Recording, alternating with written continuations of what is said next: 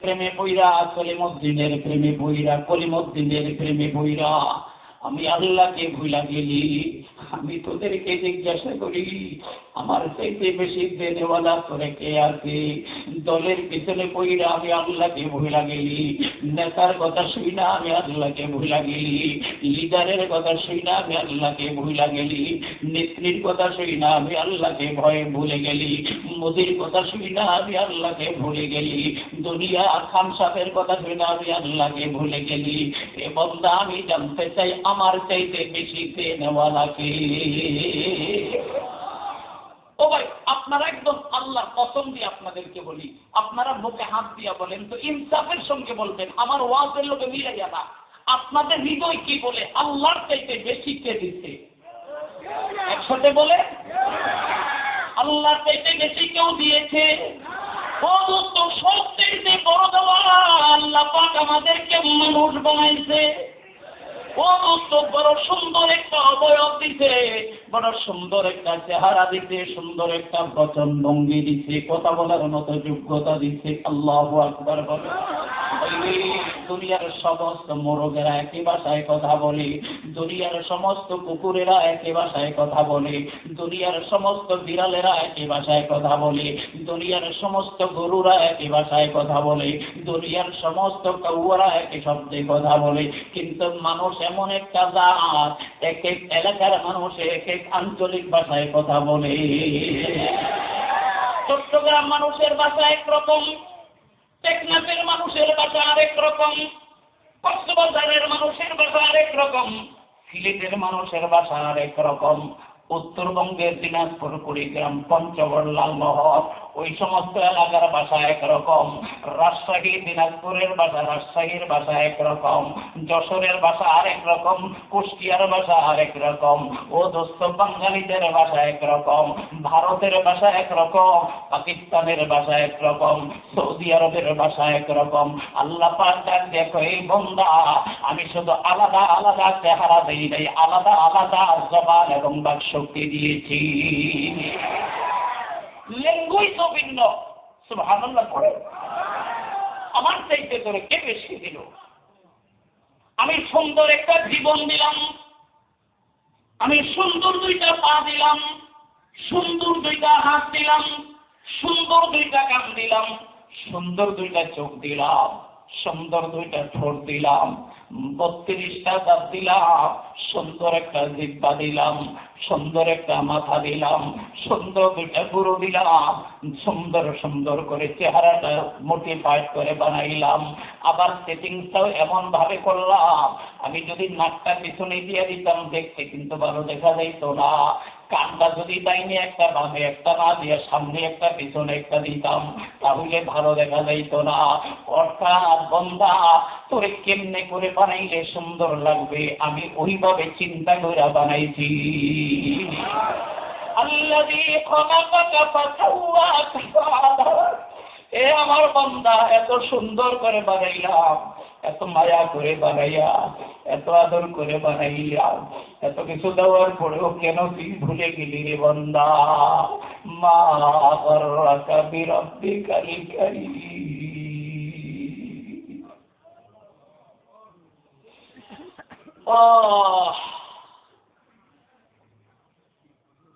বান্দা, তুই একবার চিন্তা করলি না তোরে আমি কত মায়া করি? তোকে আমি জান্নাতে দিব, দুনিয়া থেকে যেন তুই আমি আল্লাহকে ভুলে না যাস। এই জন্য তোকে আমি আল্লাহর কথা মনে করে দেওয়ার জন্য যুগে যুগে 1.5 লক্ষ নবীকে পাঠাইছি। ও দোস্ত, এমন কোন নবী নাই যাদেরকে আল্লাহ গরু ছাগলের কাছে পাঠাইছে। গরু ছাগলের মধ্যে কোন নবী হয় নাই, ফেরেশতাদের মধ্যে কোন নবী হয় নাই, জিনদের মধ্যে কোন নবী হয় নাই। দুনিয়ার 1,24,000 পয়গম্বর মানুষের মধ্যে হয়ে গেছে। জোরে বলেন সুবহানাল্লাহ। ইয়া আইয়ুহাল ইনসানু মা গাররাকা বিরাব্বিকাল কারীম আল্লাযী খালাকাকা ফাসাওয়াকা ফাআদালাক ফি আইয়ি সূরাতিন মা শাআ রাক্কাবাক। আল্লাহু আকবার। একটু জোরে আওয়াজ দিয়ে বলেন তো আল্লাহু আকবার। আরো চিৎকার করে একসাথে বলবেন আল্লাহু আকবার।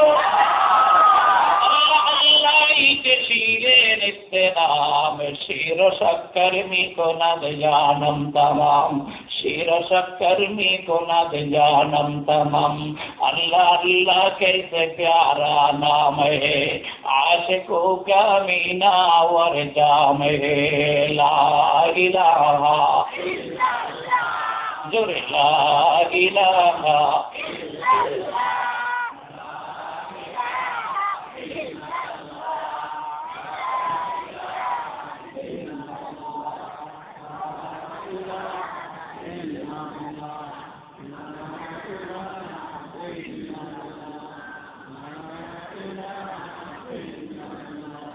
لا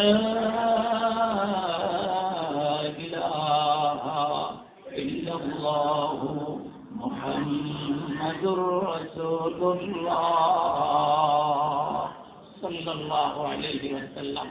যুবক ভাই, আপনারা একটু বলেন তো, আমাদেরকে যিনি বানাইছেন তার নাম কি? আল্লাহ। মুরব্বীরা বলেন তো, আপনারা বলেন আমাদেরকে যিনি বানাইছে তার নাম কি? তাহলে দোস্ত, এই জায়গায় আমাদের কোনো দ্বিমত নাই যে আমাদের সকলের স্রষ্টার নাম কি? এই জন্য দোস্ত আল্লাহ পাক সূরা নিসার 35 নম্বর আয়াতে বলেন ওয়া'বুদুল্লাহা ওয়া লা তুশরিকু বিহি শাইআ। এরে বান্দা, যখন আমি আল্লাহকে তোদের খোদা বলে মেনে নিলি, যখন আমি আল্লাহকে তোদের স্রষ্টা বলে মেনে নিলি, এই জন্য আমার পক্ষ থেকে তোদের প্রতি নির্দেশনা হলো ওয়া'বুদুল্লাহা ওয়া লা তুশরিকু বিহি শাইআ। আমার বান্দা, আমি তোদেরকে আমার পরিচয় দেওয়ার জন্য দুনিয়া বানাইছি, আমি আমার পরিচয় দেওয়ার জন্য চন্দ্র সূর্য গ্রহ তারকা বানাইছি, আমার পরিচয় দেওয়ার জন্য পাহাড় পর্বত বানাইছি, আমার পরিচয় দেওয়ার জন্য আগুন পানি বানাইছি। এগুলি দেখার পরে এরপরে যদি না বলো जिधर देखता हो बदर तो ही तो है शजर में हजर में तेरी रंगे बो है। अल्लाह अकबर बोले। शजर में हजर में तेरी रंगे बो गए जिधर देखता हो अदर तो ही तो है जिधर देखता हो अदर तो ही तो है। আল্লাহ আপনি আমাদেরকে সেই নজর দান করেন যে নজর দিয়ে আপনাকে দেখতে পারি। আমিন কোন, আমিন কোন। আপনারা অনেকে মনে মনে বলবেন যে হুজুর আপনি তো বললেন যে আল্লাহ মানুষদেরকে সবচেয়ে বেশি সুন্দর করে বানাইছে, কিন্তু আপনারা যারা হজে গেছেন, উমরায় গেছেন, মক্কা মদিনায় যারা গেছেন, আপনারা দেখছেন ওখানে কিছু মানুষ আছে সুদানি, কিছু আছে নাইজেরিয়ানি, কিছু আছে আফ্রিকান, কিছু আছে হাবশি। এদেরকে দেখতে আল্লাহ মাফ করুক, আমরা যদি লাকড়ি দিয়ে রান্না করলে পাতিলের নিচের অবস্থা যেমন হয় না, এদের গায়ের রংটা অনেকটা সেম এমন কালো। আমার প্রিয় ভাই ভালো করে বুঝবেন, খুব গুরুত্বপূর্ণ একটা পয়েন্ট আমি আপনাদেরকে বলছি। সুদানির মানুষদেরকে, নাইজেরিয়ার মানুষদেরকে, আফ্রিকান মানুষদেরকে, হাবশি মানুষদেরকে দেখলে এমন কালো দেখা যায়। ঠোঁট দুইটা মোটা, নাক একটা বাইকটা, চেহারার সেন্টারের ঠিক নাই, এক একজনের এক এক রকমের চেহারা। শরীরের কাছে গেলে দুর্গন্ধের ঠেলায় টিকা যায় না। ও হুজুর, এই মানুষটাও দুনিয়ার সৃষ্টির মধ্যে সুন্দর কেমনে হয়? আমেরিকার মানুষদেরকে দেখলে সুন্দর মনে হয় সাদা চামড়া, পশ্চিমাদেরকে দেখলে বড় সুন্দর দেখা যায় সাদা চামড়া, পাকিস্তানি পাঠানদেরকে দেখলে সুন্দর মনে হয়, আফগানিস্তানের মানুষদেরকে দেখলে সুন্দর মনে হয়, বাংলাদেশের মানুষদেরকে তাকাইলে তাদেরকেও সুন্দর মনে হয়, ইন্ডিয়ানদেরকে তাকাইলে তাদেরকেও সুন্দর মনে হয়। তবে আফ্রিকানরা কেমনে সুন্দর হইল, নাইজেরিয়ানরা কেমনে সুন্দর হইল, ও দোস্ত হাবশিরা কেমনে সুন্দর হইল, এমন একটা প্রশ্ন আমাদের মধ্যে কাজ করে, জোরে বলেন ঠিক কিনা? এই প্রশ্নটার উত্তর দেওয়ার জন্য একটা উপমা শোনাই। আরেফে রুমি, আধ্যাত্মিক জগতের মহান সম্রাট হযরত মাওলানা জালালউদ্দিন রুমি রাহমাতুল্লাহ আলাইহি। কষ্ট হয়েছে আপনাদের?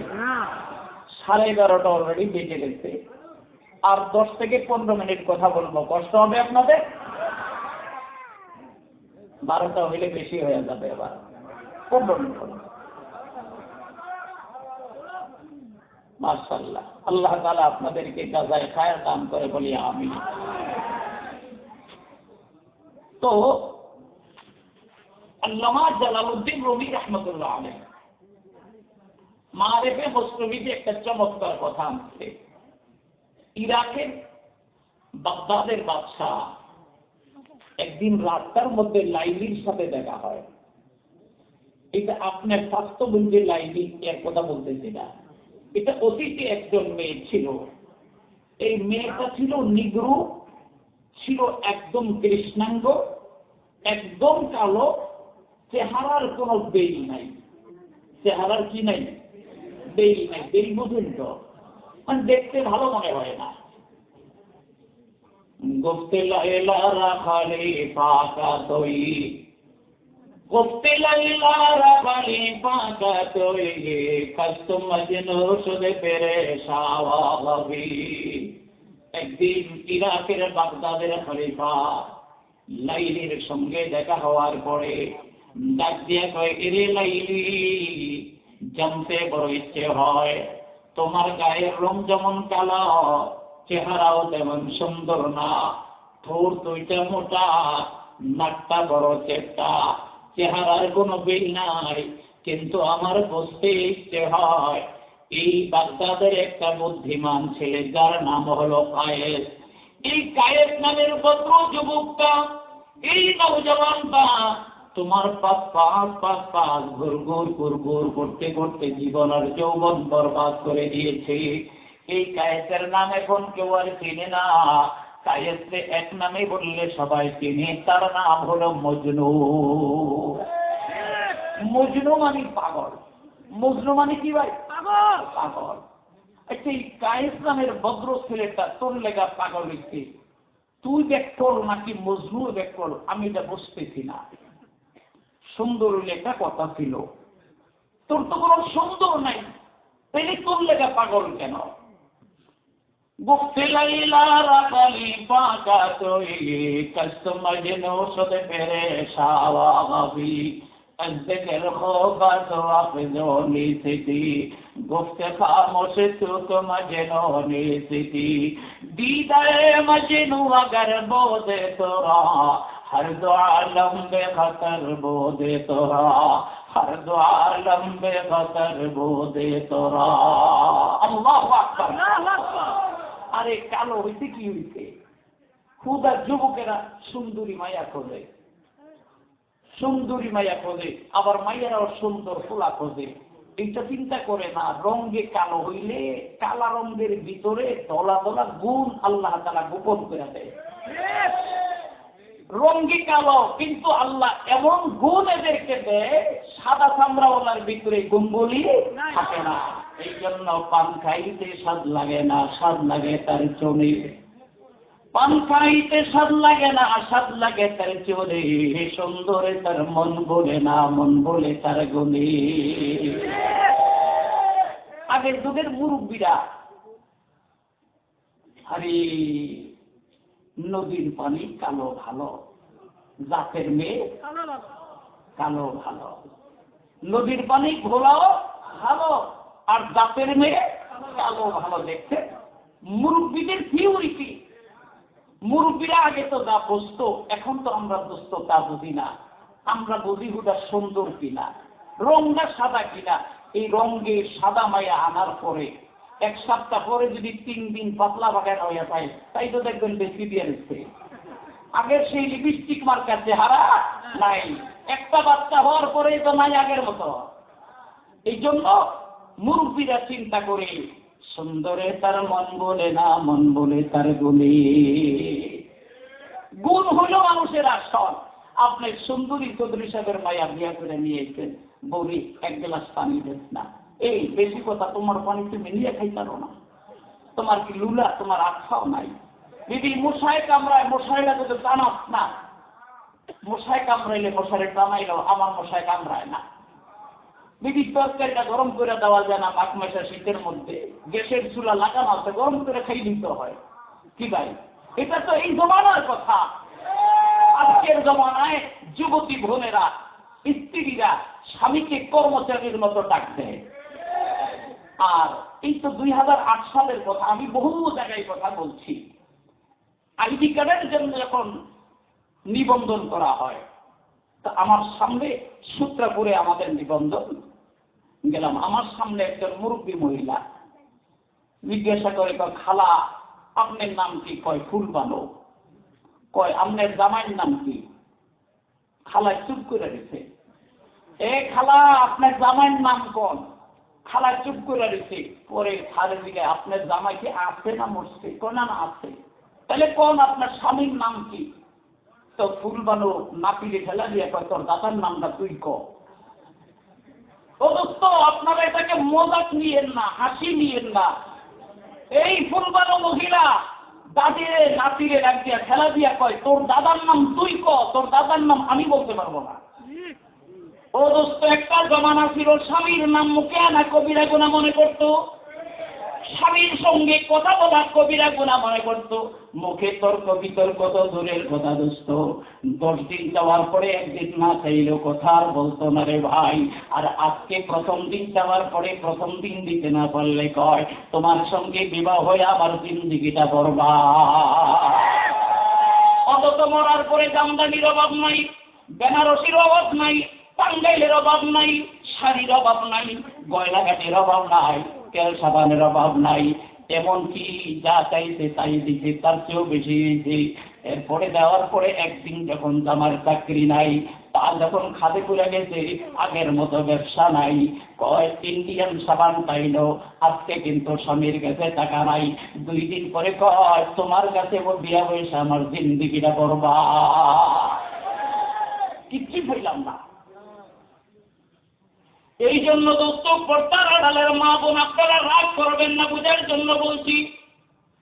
সরকারে দো আলম মেরাজের রাত্রে আল্লাহ পাকের সঙ্গে দিদার করার সময় আল্লাহ পাক যখন জিবরিলকে দিয়া জান্নাত আর জাহান্নাম দেখাইলেন, জাহান্নাম দেখতে গিয়া আল্লাহ পাকের পয়গম্বর ভালো করে জাহান্নাম দেখে দুনিয়াতে এসে জমিনের মধ্যে এসে সাহাবায়ে কেরামদেরকে ডাক দিয়া কয়, এ সাহাবায়ে কেরাম, উরিতুকুন্না মিন আহলিল জান্নাতিন নিসা। আমাকে আল্লাহ পাক জাহান্নাম দেখাইছে, জাহান্নামে গিয়ে দেখছি জাহান্নামের অধিকাংশ বাসিন্দারা মহিলা। জাহান্নামের অধিকাংশ মানুষ পুরুষের তুলনায় মহিলা। সাহাবায়ে কেরাম জিজ্ঞাসা করলেন, হুজুর, মহিলারা বেশি সংখ্যক জাহান্নামে গেল, এই জন্য তারা কুফরি করে এই জন্য বলে না, তারা শিরকি কাম করে বলে না, বলে তারা নামাজ পড়ে না এই জন্য না, বলে তারা বেপরদা করে এই জন্য না, বলে কেন? আমার পয়গম্বর বুখারীর বর্ণনা, আমার পয়গম্বর বলেন, ইয়াকফুরুনাল আশীরা ওয়া ইয়াকফুরুনাল ইহসান। মহিলাদের সবচেয়ে বড় বদ খাসলত হইল, স্বামী সারা জীবন দেওয়ার পরে 2-4 দিন যদি আগের মতো দিতে না পারে, আগের ভালোবাসা আর থাকে না। জায়গার ভিতরে পড়তি লইয়া কয়, ইয়াকফুরুনাল আশীরা ওয়া ইয়াকফুরুনাল ইহসান। তুমি কিছুই দিলা না, তোমার ঘরে এসে জীবনটাই শেষ। এই জন্য আমার পর্দার আড়ালের মা বোনেরা, এটা আমার নবী সাকয়, এই মা বোনেরা একটু কষ্ট করে জীবন যাপন করবা। দুনিয়াটা তোমার বেহেশত খানা না, বেহেশতে খানায় যা চাইবা তা পাইবা। দুনিয়াতে 10টা চাইলে 2টা পাইবা, 8টা পাইবা না। এর উপরে যদি তুমি সবর করবা, তোমার মতো মাকে আল্লাহ পাক ফাতেমার সঙ্গে জান্নাতে দিয়ে দিবে। ফাতেমা তো জাহানের বাদশার মেয়ে, ও দোস্ত, 2 জাহানের পয়গম্বরের মেয়ে। যুদ্ধের ময়দান থেকে এসে সরকারে দো আলম খাতুরে জান্নাতের বাড়ির সামনে নক করেছে। ভিতর থেকে আওয়াজ দিতে কে? রহমতে দো আলম কয় আমি তোমার আব্বা। রহমতে দো আলম তোমার সঙ্গে দেখা করতে আসছে। ফাতেমা ডাক দিয়া কয় আব্বা আজকে আপনার সাথে কথা হবে, তবে আমার সাথে দেখা হবে না। আমার ঘরে এসে আপনি আমার সামনে দাঁড়াতে পারবেন না। ফাতেমা ডাক দিয়ে কয় আব্বা বাহির থেকে কথা বলে চলে যান। আমার নবী কয় আমি যুদ্ধের ময়দানে যাওয়ার আগে একবার দেখা করে গেছি, 1 মাস পরে আবার আসছি, তোমাকে না দেখি আমি যাব না। ফাতেমা কয় আব্বা আমার শরীরে এই পরিমাণ কাপড় নাই, যে কাপড় পরিধান করলে বাবার সামনে তার মেয়ে যাইতে পারে। দুজাহানের বাদশার মেয়ে, আমি মেম্বার চেয়ারম্যানের মেয়ে বলছি না, এমপি মন্ত্রীর কথা বলছি না, আমি দুজাহানের বাদশা, দুনিয়ারও বাদশা, আখিরাতের বাদশা। আল্লাহু আকবার। সাইয়্যিদুল কাউনাইন খাতামুল মুরসালিন, সাইয়্যিদুল কাউনাইন খাতামুল মুরসালিন, আখির আমদ বুদে ফখরুল আউয়ালিন। আমার পয়গম্বর কয় ফাতেমা আমি একটু দেখা করব, আমার রুমালটা নেও। আমার রুমালটা তুমি শরীরের অর্ধেকাংশে ব্যবহার করো, তোমার চাদরটা তুমি অর্ধেকাংশে ব্যবহার করো। খাতুনে জান্নাত সরকারে দো আলমের দেওয়া রুমালটা শরীরের ভালো করে পেঁচায় দরজা খুলেছে। রহমতে দো আলম একটা নজর ফাতেমার দিকে তাকাইয়া চোখ দিয়া ঝারঝার করে পানি ফেলছে। রে কলিজার টুকরা, এ ফাতেমা তোমার এমন বেহাল দশা কেন? তোমার কাপড়ের এই বেহাল অবস্থা কেন? তোমার কি কোনো খানা নাই, দানা নাই? তোমার চোখগুলো ভেতরে চলে গেছে, তুমি কি কঙ্কাল হয়ে গেছো? এ ফাতেমা তুমি কি খানা খাও না? ফাতেমা ডাক দিয়া কয় আব্বা আজকে অনেক দিন হয় আপনার জামাই মিয়া, আমার স্বামী আলী হায়দার, তার খাওয়া দাওয়ার বন্দোবস্ত নাই, ইনকাম অফ সোর্স নাই, চাকরি বাকরি নাই, কাজের কোনো আয়োজন ইন্তজাম হয় না, রোজগারের কোনো ব্যবস্থা হয় না। জামাইয়ের হাতে টাকা না থাকার কারণে আমাদের ঘরে কাপড় তো দূরের কথা, খাওয়ারও কোনো বন্দোবস্ত নাই। কখনো একটা খেজুর দিয়া, 2টা খেজুর দিয়া 3 পার করে দেয়। আল্লাহু আকবার।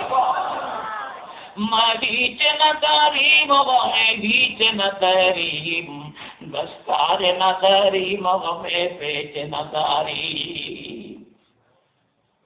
আমার নবী কয় এই অবস্থা, এই জন্য তুই না খাইতে না খাইতে তোর বডিটা এরকম। একবার কিছু বলস নাই? না আব্বা কি বলবো, হাতে টাকা থাকলে কম বেশি আসবে আনবে, টাকা নাই, যে হালতে রাখছে আলহামদুলিল্লাহ। हम ऐसा रहे या वैसा रहे वहाँ देखना है हम कैसा रहे, हम ऐसा रहे या वैसा रहे वहाँ देखना है हम कैसे रहे। দুনিয়ার অল্প সময়ের জীবনটা, নতুন কাপড় পরলেও সময় পার হয়ে যায়, সারা কাপড় পরলেও পার হয়ে যায়, ছিঁড়া কাপড় পরলেও পার হয়ে যায়, পান্তা ভাত মরিচ পুরা খাইলেও দিন পার হয়ে যায়, মোরগ পোলাও খাইলেও পার হয়ে যায়, খারাপ খাইলেও পার হয়ে যায়, ভালো খাইলেও পার হয়ে যায়। ও দেখে না হে হাম কেসে রহে। এখানে যদি কষ্ট করি আব্বা, তবে মরার পরে আল্লাহ আমাদের সুখের জিন্দেগি দিবে। আব্বা আমি আপনার কাছ থেকে শিখেছি, আপনি বলেছেন আল্লাহুম্মা লা আইশা ইল্লা আইশাল আখিরা। আয় আল্লাহ দুনিয়ার সুখ চাই না, দুনিয়ার আরাম চাই না, দুনিয়ার বিলাসিতা চাই না।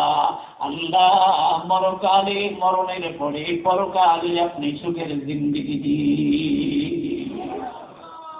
আল্লাহ তো হযরতে আয়েশা, হযরতে ফাতেমা ছিল এই কন্ডিশনের মেয়ে। দোস্ত অধৈর্য হইয়েন না, 2-3 মিনিটে আমি বয়ান শেষ করতেছি। ফাতেমার কথা যেহেতু আসলো, আমার রহমতে তো আলম তার ইন্তেকালের সংবাদ বলার পরে ফাতেমা কাঁদতেছিল। তো ফাতেমাকে ডেকে বলছে, ফাতেমা, আমি মারা যাওয়ার কয়েকদিন পরে তুমি আমার সঙ্গে জান্নাতে দেখা করবা। ফাতেমা আবার খুশি। তাই আমার নবীর ইন্তেকালের পরে সর্বপ্রথম ফাতেমার ইন্তেকাল হয় রমজানের প্রথম সপ্তাহে। একদিন সেহরির আগে হযরতে ফাতেমা স্বপ্নে দেখে, রে ভাই, আমার পয়গম্বর ফাতেমার ঘরে কি যেন খোঁজে, কি যেন তালাশ করি। ফাতেমা ডাক দিয়ে কয়, আব্বা, আপনি অন্ধকারে কি তালাশ করেন? আমার নবী ডাক দিয়ে কয়, ফাতেমা, আমি তোমাকে তালাশ করি। ফাতেমার স্বপ্নে দেখতেছে, আব্বা, আমি তো এখানে আছি। আমার নবী ডাক দিয়ে কয়, ফাতেমা, একটা কথা বলার জন্য তোমাকে আমি খুঁজতেছি। আজকের সেহরিটা তোমার জীবনের শেষ সেহরি। আজকের সেহরি তোমার স্বামীকে নিয়ে, হাসান হোসেনকে নিয়ে খাইবা।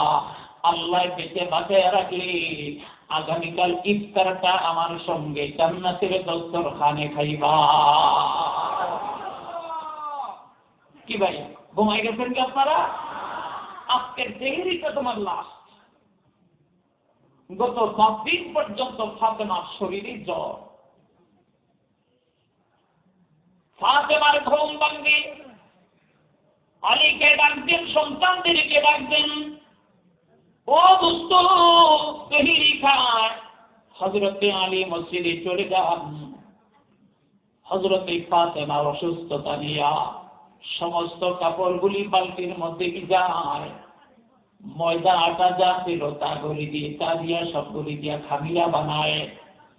হযরতে আলী মসজিদ থেকে আসছে, এসে দেখে খাতুনে জান্নাত ফাতেমা অসুস্থতা দিয়ে কাপড় ধুয়ে। আলী ডাক দিয়ে কই, বিবি,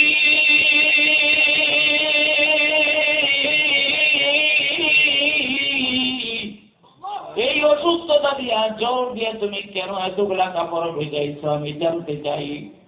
ফাতেমা ডাক দিয়ে কই, স্বামী আমার আব্বা বলেছেন আজকের সেহরি নাকি সর্বশেষ সেহরি।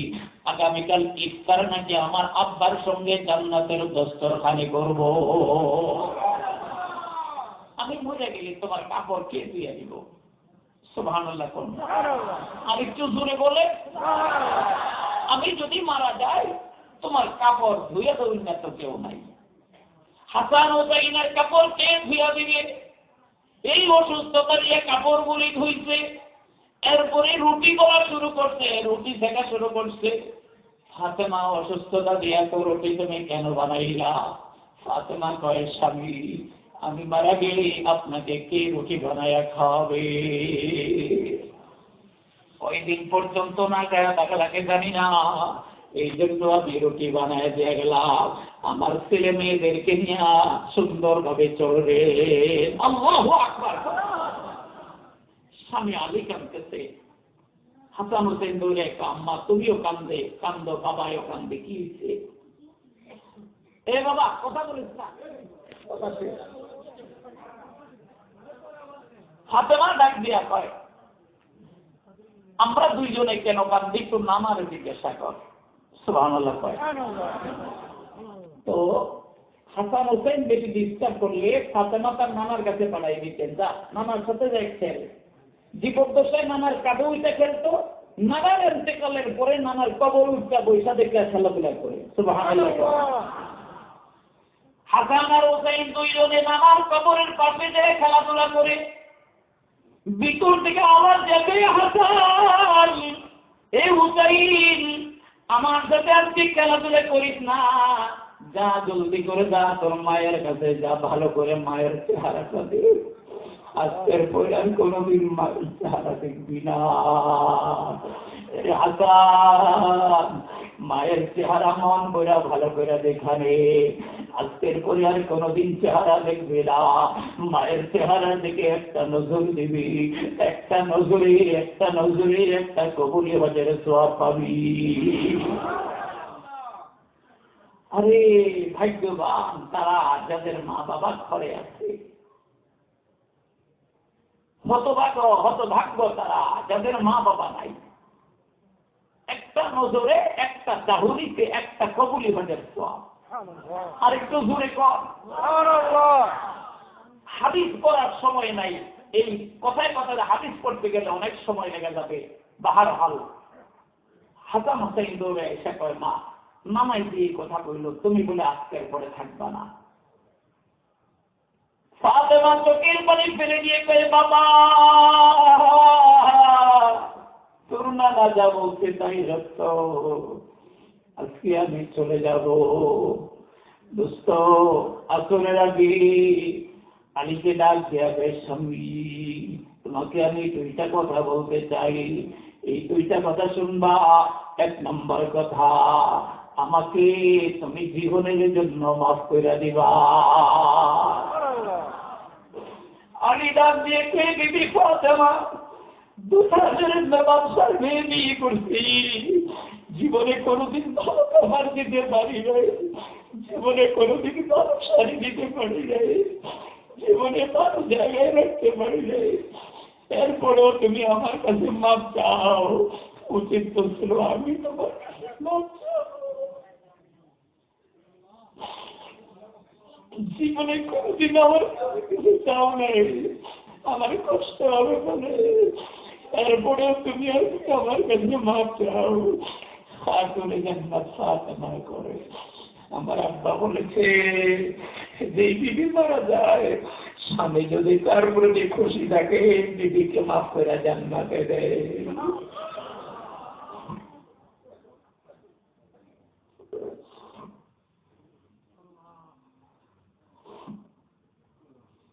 আলী ডাক দিয়ে কয়, ফাতেমা আমি তোমার মাপ চাইতেছি,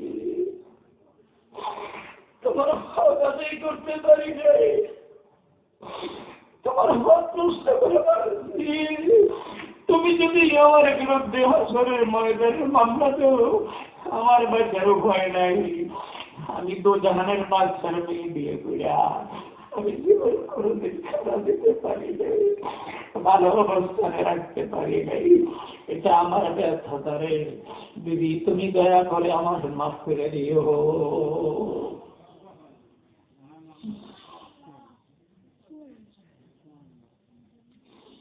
আর দুই নম্বর কথা, স্বামী আসরক্ত হয়ে গেছে, হয়তো একটু পরে মারা যাব, কারণ আমার বাবা বলছি ইফতার তো জান্নাতে করো। দুই নম্বর কথা, স্বামী আমাকে রাত্রের ভিতরে তুমি দাফন করে দিবা। রাতের ভিতরে কি করবা? দাফন করে দিবা। মাইকিং করবা না, এলান করবা না, অনেক মানুষ জমা করা লাগবো না। এই দুই চারজন মানুষ দিয়া আমার জানাজা পড়াইয়া রাতের ভিতরে কবর খনন করে রাতের ভিতরে আমাকে দাফন করে দিবা। সুবহানাল্লাহ। আলী ডাক দিয়ে কই, ফাতেমা তুমি নবীর কন্যা ফাতেমা, সারা দুনিয়ায় তোমার প্রসিদ্ধতা আছে, কেন দেরি করবো না? ফাতেমা কয়, স্বামী আমার মারা যাওয়ার পরে খাটের মধ্যে যখন আমার লাশ উঠাবেন, হাজারো সাহাবায়ে কেরামরা আসবে, যদিও আমার বডিটা দেখবে না, তবে তো আমার তারা প্যাকেটটা দেখবে। সাদা 5টা কাপড়ের বেতন আমার প্যাকেটটা দেখবে। ওই প্যাকেটটা দেখে বুঝবে নবীর মেয়ে ফাতেমা এতটুকুন লম্বা ছিল, এতটুকুন বেটে ছিল, অথবা এতটুকুন মোটা ছিল, এতটুকুন চিকন ছিল। এই এতটুকুন বোঝাটাও আমি ফাতেমার জন্য বেপরদা হয়ে যায়। परवाज़ ही दोनों का मगर एक फिजा में, परवाज़ ही दोनों का मगर एक फिजा में, करगस का जहावार भी शाही का जहावार।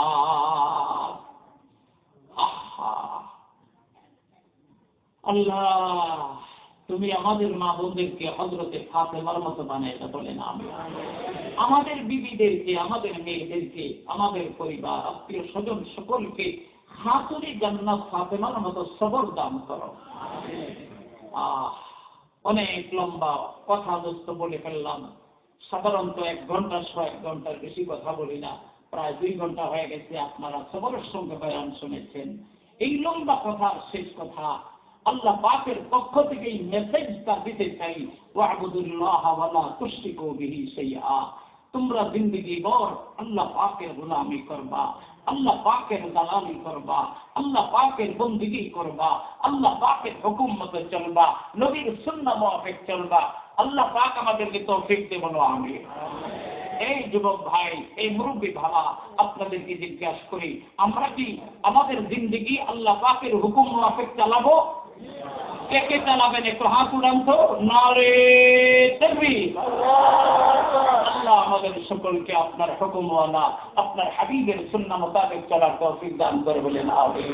ওয়া আখিরু দাওয়ানা আলহামদুলিল্লাহি রাব্বিল আলামিন।